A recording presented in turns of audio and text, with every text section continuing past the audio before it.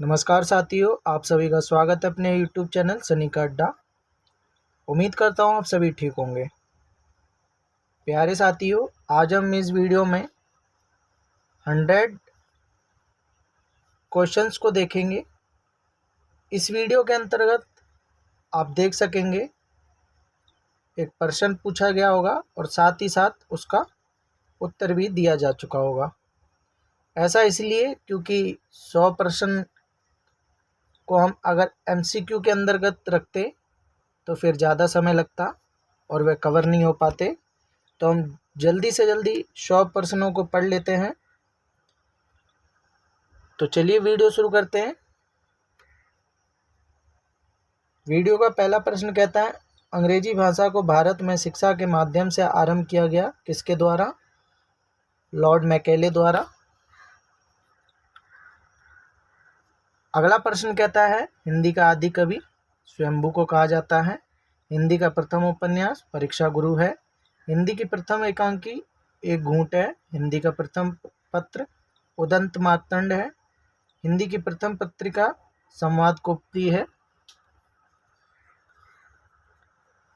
अगला प्रश्न कहता है, हिंदी की वर्णमाला में कितने स्वर व कितने समस्वर होते हैं? तो 11 स्वर और 33 समस्वर होते हैं। अगली प्रश्न कहता है, हिंदी के किस समाचार पत्र में खड़ी बोली को मध्य देशीय भाषा कहा गया है? तो इसका सही विकल्प नहीं, माफ़ कीजिएगा, इसका सही उत्तर है बनारस अखबार। पहले मैंने इसको MCQ के अंतर्गत ही रखा था पूरा वीडियो, फिर जब देखा MCQ में ज़्यादा टाइम लगेगा, 100% काफ़ी ज़्यादा हो जाते हैं, तो वन लाइनर में मैंने इसको जल्दी से जल्दी कवर करने की कोशिश कर रहा हूँ। तो अगला प्रश्न कहते हैं, हिंदी के प्रथम कवि कौन है? सिद्ध सरप्पा।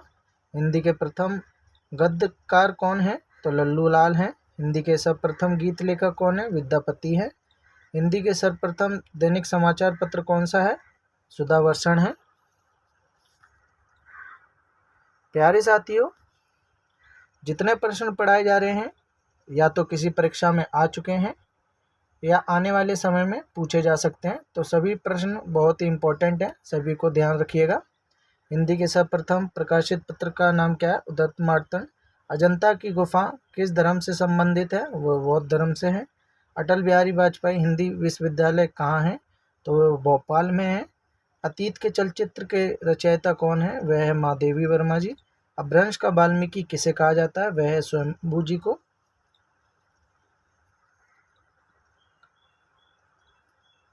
अगला प्रश्न कहता है, अपभ्रंश भाषा के प्रथम व्याकरणाचार्य कौन थे? हेमचंद जी हैं। अपभ्रंश के कृष्ण काव्य के प्रणेता कौन है? तो पुष्पदंत हैं।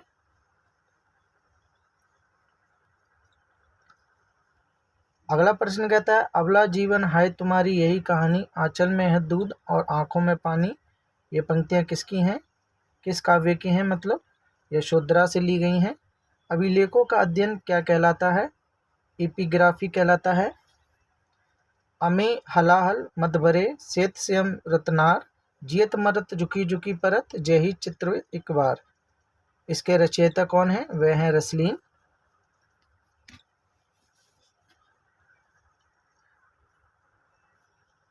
अगला प्रश्न कहता है, अमीर खुसरो ने किसके विकास में अग्रणी भूमिका निभाई है? वह है खड़ी बोली। अमीर खुसरो ने जिन मुकुरियों, पहेलियों और दो सुकनों की रचना की है उसकी प्रमुख भाषा क्या है? खड़ी बोली है। अवधी भाषा के सर्वाधिक लोकप्रिय महाकाव्य का नाम क्या है? वह है रामचरितमानस। अगला प्रश्न कहता है, अशोक के फूल जो कि एक निबंध संग्रह है के रचनाकार कौन है? हजारी प्रसाद द्विवेदी। अक्षताभ के सर्वश्रेष्ठ भक्ति कवि कौन है? वह हैं सूरदास जी। अगला प्रश्न कहता है, आँख की किरकिरी होने का अर्थ क्या है? अप्रिय लगना। आंसू काव्य के रचयिता कौन है? जयशंकर प्रसाद। आंचलिक रचनाएं किससे संबंधित होती हैं? क्षेत्र विशेष से। आचार्य रामचंद्र शुक्ल ने त्रिवेणी में किन 3 महाकवियों की समीक्षाएं प्रस्तुत की हैं? वह हैं सूर, तुलसी और जयसी। अगला प्रश्न कहता है आत्मजेयी के रचयिता कौन है? कुंवर नारायण जी हैं। आत्मनिर्भरता के निबंधकार के रचनाकार कौन है? बालकृष्ण भट्ट जी हैं। आधुनिक मानव के हाल का पूर्वज कौन है? वह है क्रो मैग्नन मनुष्य। आधुनिक युग की मीरा किसे कहा जाता है? महादेवी वर्मा जी को। आधुनिक युग के चरण कौन है? रामधारी सिंह दिनकर जी। चारण होगा यहाँ पर। अगला प्रश्न कहता है आंध्र प्रदेश के राजकीय भाषा क्या है? वह है तेलुगु। आसमान पर चढ़ने का अर्थ क्या है? अत्यधिक प्रशंसा करना। चढ़ाने का अर्थ होगा यहाँ पर। जैसा यहाँ पर अत्यधिक प्रशंसा किसी की जाती है, उसे आसमान पर चढ़ाने का अर्थ कहा जाएगा।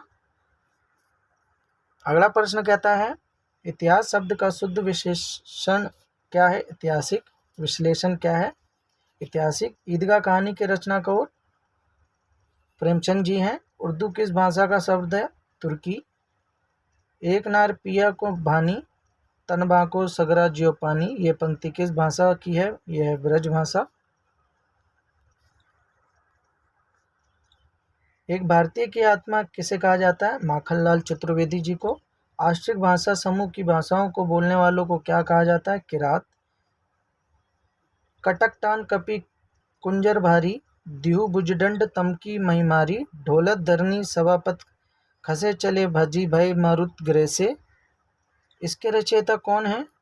तो इसके रचयिता तुलसीदास जी हैं। कठिन काव्य का प्रेरित किसे कहा जाता है? केशवदास जी हैं। अगला प्रश्न कहता है कथा सम्राट किसे कहा जाता है? प्रेमचंद जी को। कबीरदास की भाषा क्या थी? सदुक्कुड़ी। कलम का सिपाही किसे कहा जाता है? मुंशी प्रेमचंद जी को। कलम की सिपाही क्या है? एक जीवनी है। प्यारे साथियों, हमने जल्दी से जल्दी 50 प्रश्नों के उत्तर जान लिए हैं। अगर आपको वीडियो अच्छा लग रहा है तो वीडियो को लाइक ज़रूर कर दीजिएगा, और अब तक आपने अपने यूट्यूब चैनल सनी कड्डा को सब्सक्राइब नहीं किया है तो ज़रूर कर लीजिएगा। चलिए आगे बढ़ते हैं। वीडियो का अगला प्रश्न कहता है कवि कालिदास की अभिज्ञान शकुंतलम का हिंदी अनुवाद किसने किया? वह किया था राजा लक्ष्मण सिंह ने। कस्तूरी कुंडल बसे किसकी आत्मकथा है? मैत्रेयी पुष्पा की। कादंबरी के लेखक कौन है? बाणभट्ट। कामायनी किस प्रकार का ग्रंथ है? वह महाकाव्य है। अगला प्रश्न कहता है किस इतिहासकार ने सर्वप्रथम रीतिकालीन कवियों के सर्वाधिक परिचयात्मक विवरण दिए था? वह विश्वबंधु जी ने दिए थे। किस काल को स्वर्ण काल कहा जाता है? भक्ति काल को स्वर्ण काल कहा जाता है। कि छायावादी कवि ने सम्मान शैली को सर्वाधिक उपयोग किया गया है? वह किया है जयशंकर प्रसाद जी ने। किस देश में अधिकतम संख्याएं भाषाएं बोली जाती हैं? वह है भारत। रामधारी दिनकर किस रस के कवि माने जाते हैं? वीर रस के। रामधारी सिंह दिनकर को किस रचना के लिए ज्ञानपीठ पुरस्कार मिला? वह उर्वशी को मिला। अगला प्रश्न कहता है रीतिकाल का वह कौन सा कवि जो अपनी मात्र एक कृति से हिंदी साहित्य में अमर हो गया? वह है बिहारी। रेशम बनाने की तकनीक का आविष्कार सर्वप्रथम किस देश ने किया? चीन में हुआ था। लाल पीला होने का अर्थ क्या है? क्रोध होना या क्रोध करना। ले चल मुझे बुलावा देकर मेरे नावक धीरे धीरे, इस पंक्ति के रचयिता कौन है? वह हैं जयशंकर प्रसाद जी। अगला प्रश्न कहता है लोग है लागी कवित बनावत, मोहित तो मेरे कवित बनावत। इस पंक्ति के रचयिता कौन है? वह हैं घनानंद जी। वही मनुष्य है जो मनुष्य के लिए मरे के रचयिता कौन है? मितली शरण गुप्त जी। वापसी किस विधा में रचित है? वह कहानी में रचित है।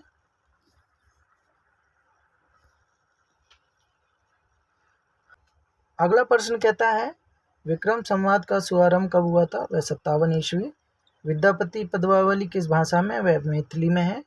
वीर गाथा काल के सर्वश्रेष्ठ कवि कौन माने जाते हैं? वह हैं चंद्रवरदाई। वीरों का कैसा हो वसंत कविता के रचयिता कौन है? सुभद्रा कुमारी चौहान। अगला प्रश्न है व्यवस्था प्रियता और विद्रोह का विलक्षण संयोग किस प्रयोगवादी कवि में है? सबसे अधिक मिलता है? वह अज्ञेय जी में मिलता है। अगला प्रश्न कहता है शिव शंभू के चिट्ठे से संबंधित रचनाकार कौन है? बाल मुकुंद गुप्त जी हैं। शिवा बावनी के रचनाकार कौन है? भूषण जी। शून्य की खोज किसने की? आर्यभट्ट ने। शेष कादंबरी के रचयिता कौन है? अलका साराभागी। श्रद्धा किस कृति की नायिका है? कामायनी। अगला प्रश्न कहता है संविधान की 8वीं अनुसूची के अनुसार कितनी भाषाओं को राजभाषा के रूप में संवैधानिक मान्यता प्राप्त है? वह 22 भाषाएं। संविधान की 8वीं अनुसूची में शामिल की गई 4 नई भाषाएं कौन सी हैं? वह हैं संथाली, मैथिली, बोडो और डोगरी। अगला प्रश्न कहता है संविधान के किस अनुच्छेद के अनुसार हिंदी भारत की राजभाषा है? वह है अनुच्छेद 343(1). अगला प्रश्न कहता है संसद से सड़क तक काव्य के रचनाकार कौन है? सुदामा पांडे धूमिल। संस्कृत से सर्वाधिक प्रभावित द्रविड़ भाषा कौन सी है? तेलुगु। संस्कृत की 4 अध्याय किसकी रचना है? रामधारी जी दिनकर जी की। सखी वे मुझसे कहकर जाते इस पंक्ति के रचयिता कौन है? मैथिली शरण गुप्त। अगला प्रश्न कहता है सबसे पहले अपनी आत्मकथा किसने लिखी थी? राजेंद्र प्रसाद जी ने। सर्वप्रथम किस आलोचक ने अपने किस ग्रंथ में देव बड़े हैं कि बिहारी विवाद को जन्म दिया? वे मिश्र बंधु हिंदी रत्न। सर्वप्रथम किस विदेशी यात्री ने भारत की यात्रा की थी? फाहन ने। सर्वप्रथम भारत को इंडिया किसने कहा था? यूनान वासियों ने। सर्वप्रथम भारतवर्ष का जिक्र किस अभिलेख में मिलता है? हाथी गुफा अभिलेख में। अगला प्रश्न कहता है साच बराबर तप नहीं झूठ बराबर पाप इस पंक्ति के रचयिता कौन है? कबीर जी। साहित्यकार अज्ञे जी का पूरा नाम क्या है? सच्चिदानंद हीरानंद वात्सल्य अज्ञे जी। सिंधु सभ्यता के लोग किस क्षेत्र के निवासी थे? भूमध्य सागरीय। अगला प्रश्न कहता है सिकंदर का सेनापति कौन था? सिलूकस निकेटर। सिकंदर किसका शिष्य था? अरस्तु का। सिद्धों की अद्भुत रचनाओं की काव्य भाषा क्या है? देश भाषा मिक्स अपभ्रंश अर्थात पुरानी हिंदी। अगला प्रश्न कहता है सुंदर परम किशोर वह क्रम चंचल नयन विशाल करमुल्ली सिर मोर पंख पीतंबर उर्फ बनमाल। ये पंक्तियां सूरदास जी की हैं। प्यारे साथियों हम वीडियो के अंतिम चरण में हैं। आशा करता हूँ आपको वीडियो अच्छा लगा होगा। अगर वीडियो अच्छा लगा है तो ज़्यादा से ज़्यादा इसको शेयर करें, लाइक करें और अब तक आपने अपने यूट्यूब चैनल सनीक अड्डा को सब्सक्राइब नहीं किया तो ज़रूर कर लीजिएगा। अगर इस वीडियो पे अच्छा रिस्पांस मिलता है तो हम अगली वीडियो 150 इम्पोर्टेंट क्वेश्चंस की लेकर आएंगे, तो बने रहिए हमारे साथ। तो इस वीडियो का अगला प्रश्न कहता है सुभाषितवली के लेखक कौन है? वह है मयूर जी। सुदर्शन झील का पुनरुद्धार किसने कराया? स्कंदगुप्त ने। सुहाग के नुपुर के रचयिता कौन है? अमृतलाल नागर। सूरदास के गुरु कौन थे? वल्लभाचार्य। प्यारे साथियों इसी के साथ ये वीडियो समाप्त होता है। जल्दी मिलते हैं अगली वीडियो में। जब तक आप अपना सभी ध्यान रखिएगा। धन्यवाद दोस्तों।